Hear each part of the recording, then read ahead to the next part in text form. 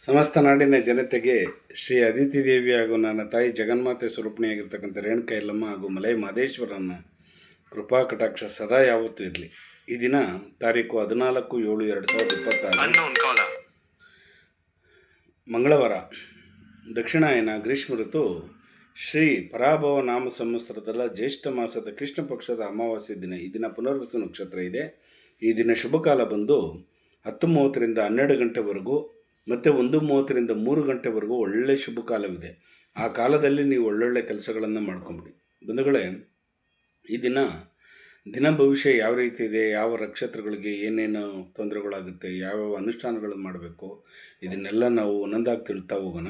ಮೊದಲಿಗೆ ಆದಿತ್ಯಾದಿ ನವಗ್ರಹಗಳನ್ನು ಮನಸ್ಸಿನಲ್ಲಿ ಪ್ರಾರ್ಥನೆ ಮಾಡುತ್ತಾ, ನಮಃ ಸೂರ್ಯಾಯ ಚಂದ್ರಾಯ ಮಂಗಳಾಯ ಚ ಬುಧ ಶುಕ್ರ ಶನಿವೇಶ್ಚ ರಾಹುವೇ ಕೇತುವೆ ನಮಃ. ಗುರು ಬ್ರಹ್ಮ ಗುರು ವಿಷ್ಣು ಗುರುದೇವೋ ಮಹೇಶ್ವರ ಗುರು ಸಾಕ್ಷಾತ್ ಪರಬ್ರಹ್ಮ ತಸ್ಮೈ ಶ್ರೀ ಗುರುವೇ ನಮಃ.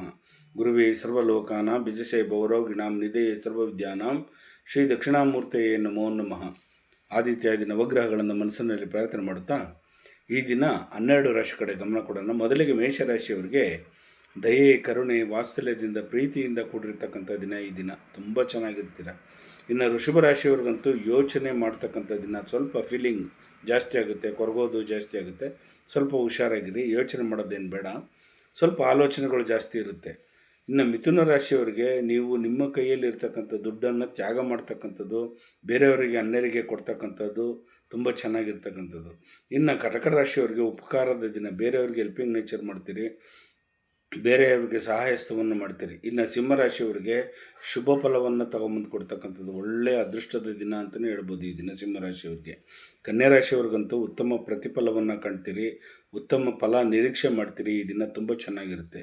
ಇನ್ನು ತುಲಾ ರಾಶಿಯವ್ರಿಗಂತೂ ಈ ದಿನ ಶ್ರದ್ಧಾಭಕ್ತಿ ಕೇಂದ್ರಗಳಿಗೆ ಹೋಗ್ತೀರಿ, ದೇವರ ಕಾರ್ಯಗಳನ್ನು ಪುಣ್ಯ ಕಾರ್ಯಗಳಿಗೆ ಮಾಡ್ತಕ್ಕಂಥದ್ದು, ದೇವಾಲಯಗಳಿಗೆ ವಿಶೇಷವಾಗಿ ದರ್ಶನ ಮಾಡ್ತಕ್ಕಂಥದ್ದಾಗುತ್ತೆ. ಇನ್ನು ವೃಶ್ಚಿಕ ರಾಶಿಯವ್ರಿಗಂತೂ ನೀವು ಸ್ವಲ್ಪ ಮನಸ್ಸನ್ನು ಕೋಪಕ್ಕೆ, ಉದ್ರೇಕಕ್ಕೆ ಒಳಗಾಗಿ ಸ್ವಲ್ಪ ಅಶಾಂತಿಯ ವಾತಾವರಣ ಆಗ್ತಕ್ಕಂಥದ್ದಾಗುತ್ತೆ. ಈ ದಿನ ಅಮಾವಾಸ್ಯೆ ಇರೋದ್ರಿಂದ ನಿಮಗೆ ಗೊತ್ತಿಲ್ಲದಂಗೆ ಒಂದು ಉದ್ರೇಕಕ್ಕೆ ಒಳಗಾಗ್ತೀರಿ, ಕೋಪಕ್ಕೆ ಮನಸ್ಸನ್ನು ಕೊಡ್ತಕ್ಕಂಥದ್ದಾಗುತ್ತೆ. ಇನ್ನು ಧನುಷು ರಾಶಿಯವ್ರಿಗಂತೂ ಆಸರೆ, ಬೇರೆಯವ್ರಿಗೆ ಹೆಲ್ಪಿಂಗ್ ನೇಚರ್ ಮಾಡ್ತೀರಿ, ಬೇರೆಯವ್ರಿಗೆ ನೀವು ಸಹಾಯಸ್ತವನ್ನು ಮಾಡ್ತೀರಿ. ಇನ್ನು ಮಕರ ರಾಶಿಯವ್ರಿಗಂತೂ ವಿವೇಕವನ್ನು ಕಳ್ಕೊಳ್ತಕ್ಕಂಥ ದಿನ. ಈ ದಿನ ತಾಳ್ಮೆಯನ್ನು ಕಳ್ಕೊಳ್ತಕ್ಕಂಥ ದಿನ ಈ ದಿನ.